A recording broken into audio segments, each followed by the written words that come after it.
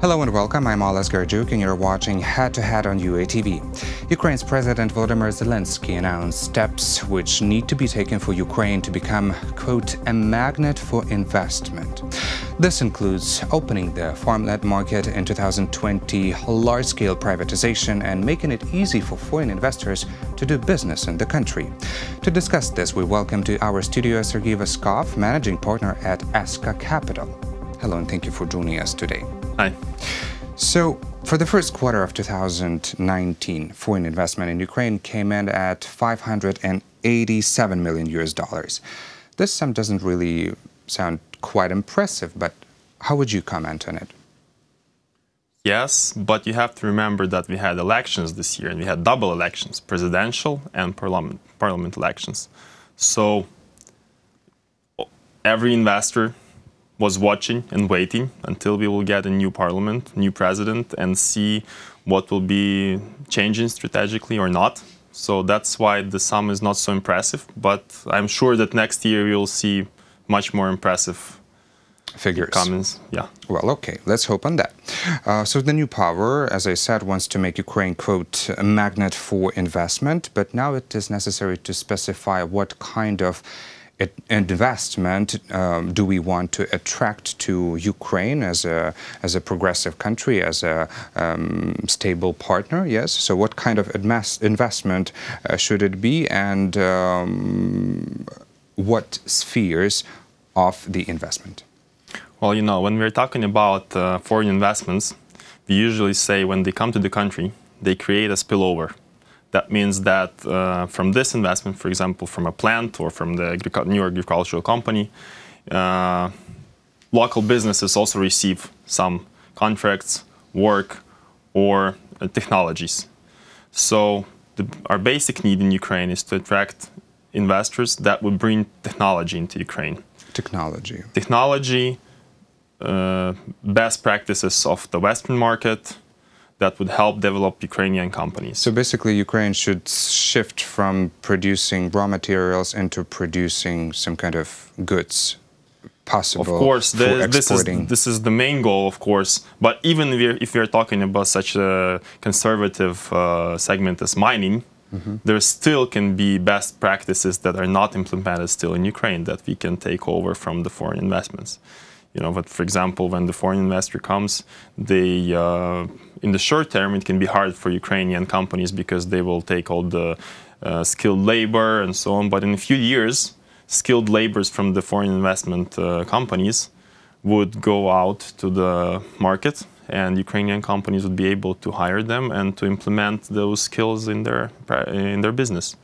That is a huge positive effect. Well, and also, if we are talking just about mining, they should diversify the products, because otherwise the market's needs are so demanding and growing so rapidly that probably the old technologies cannot just keep that pace with the needs. Of course, that's why we need the investment that would bring technologies, because, for example, if we receive investment in banking sector, that would go into loans to the households to buy a new TV or a new car. That would not be good for Ukraine because that would only implement new import.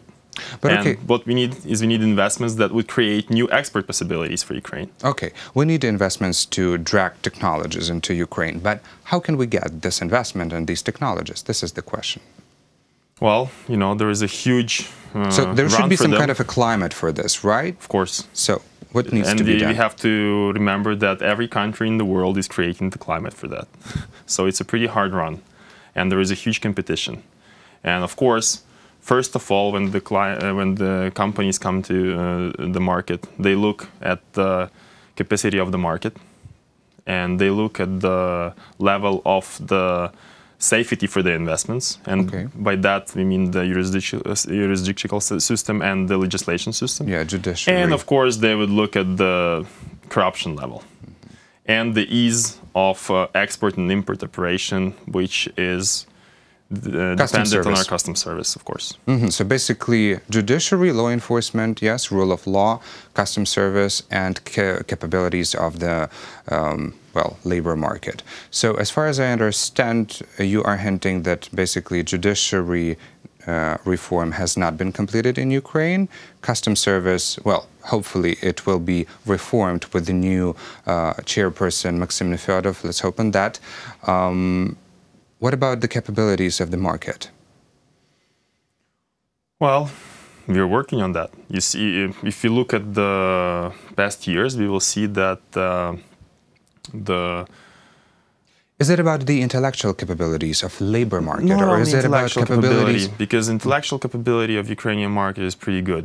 We have a lot of skilled workers, and of course, even though we see that a lot of skilled workers are immigrating to, we have a lot of talks to Poland, to Germany, wherever, but still our country is one of the most educated in the world. But we are talking about the internal market, the buying capability. And that is a little problem, but we see that the middle salary is growing from year to year, so hopefully we'll be better. Like, you know, everybody is saying, why Starbucks is not here and why is IKEA still not here? So why?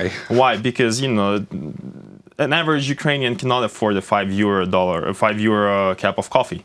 That is very true. And that is where Starbucks is middle pricing. So in Europe, of course, they're opening because they see that there is a capacity for the market. In Ukraine, they're counting, and it's not a problem about Ukraine. It's not a problem even with the corruption. It's the problem of the earnings of Ukrainians. So this is very easy. The same with IKEA. Well, I just want to mention that Volodymyr Zelensky discussed possibilities of investments equal to about $10 billion with the representatives of China. And at that time, the president emphasized that one of the main tasks for Ukraine now is to provide safety, as you said, for investments. And he underlined that the High Anti-Corruption Court and new general prosecutor will help to protect the investments against the pressure of the law enforcement. So basically, he admitted that there is a pressure from the law enforcement. Nevertheless, there is this deregulation reform, and a bunch of inspections have been lifted. But still, what are your ideas? What mechanisms can this new High Anti-Corruption Court of Ukraine and new General Prosecutor Office use in order to protect the investments? Easy. They have just to do their work. Just observe the rule of law. Just observe the rule of law. But, yeah, you see, if investors see the changing of situation in Ukraine, if they see that it's not easy to lose your investment here, that the country will help you and protect you, yes, not only the foreign investors, also the internal investors. That's it should be the same for every business, for you, Ukrainian business, domestic, for foreign business. They will make their moves very fast because there is not so many possibilities in the world to earn money. And Ukraine is a pretty good place with still very undeveloped market in almost every segment. So I think that if the president and his party will move in the right direction, as promised, then we will see a huge interest in Ukraine from the foreign investors. Let's hope for that. Well, there still have been talks about treasury bonds and strategic investments, so some experts are unsatisfied with the Ukrainian government issuing a lot of treasury bonds, right? Meaning that this is like fast money and this is not a solution to cover the social payments. So we need a strategic investment just to get more profits and cover the deficit of the budget with the strategic investment. But here it is, Ukrainian reality, that we do not have strategic investments so far. So as a tool, there is this like treasury bond system. Yeah. So, but how could you comment on this? What is the solution? What is the fast solution right now and the long-term solution for Ukraine? Well, actually, you know, this hot money that is coming into the treasury bonds, it's a problem from one point of view because it creates more loans, but we are not changing the economy. We do not make more export. We do not invest in the business. We just you know, just use this money for the needs of the social responsibility and so on. But from the other point of view, if we manage to pay off all the bonds and create a success story for Ukraine, the investors will already know that there is a spot on the map that is capable of generating some revenues for them. It's a good thing for investors to know about Ukraine and to look more closely to the market. The next step that We're should be talking made, about external treasury bonds, yes? of course. The next step that we should make, actually, and which would be logical, is to try to implement the fund market in Ukraine, the local fund market. Because that way the companies would be able to attract the foreign investments into their capital, and that way they could develop much faster. Yeah, and that is like, it's same for corporate bonds, which is the easier instrument if you're talking about it, or the shares, which is a more complicated instrument in Ukrainian history and realities, but still this is the way we should be moving. So as I understand, you're a fan of this idea of lifting the moratorium on selling agricultural land. That will help Ukraine to become more attractive in terms of foreign investments. You said of saving the moratorium? Not lifting the moratorium, yes. Well, I wouldn't say that I'm a big fan of the idea of doing it very fast, but So yes, I see cons. it should come. It should come eventually, but I'm not a fan of doing it right now, actually. Why? Well, because there are a lot of risks that we should remember and keep in mind and watch for them. And first of all is the risk of Ukrainian security, the food security, and the security of local investors, like local small and medium farmers and farmerholds. That might not be able to buy land. Absolutely. And basically all the foreigners access. would just collect Ukrainian land. Well, I wouldn't say that all the foreigners will run and collect the Ukrainian land. You know, this is... it's a little bit but exaggeration. It can create some problems for them.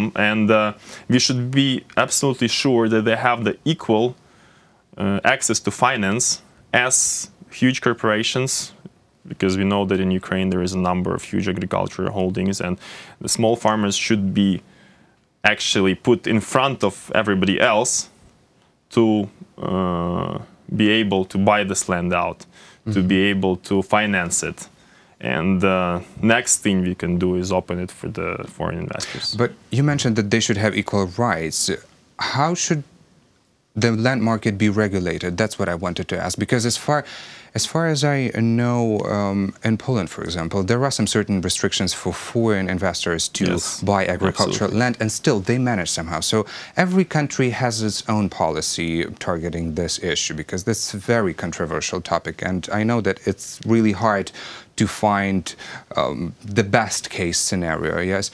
But how do you see this issue to be regulated in Ukraine? Maybe there should be some restrictions for foreign investors. Well, first of all, you're right. Poland is a very good example for the land reform, which I should think be carefully examined by Ukrainian authorities.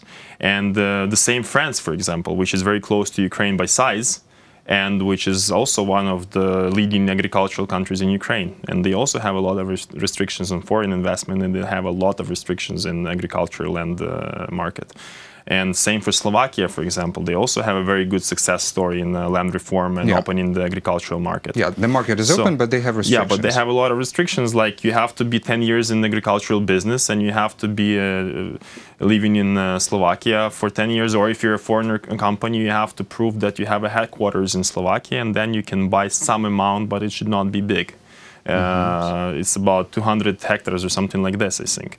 So it's very important to understand that now the Ukrainian banking system is concentrated in the hands of the government. More than 50% of the banking system is owned by the government.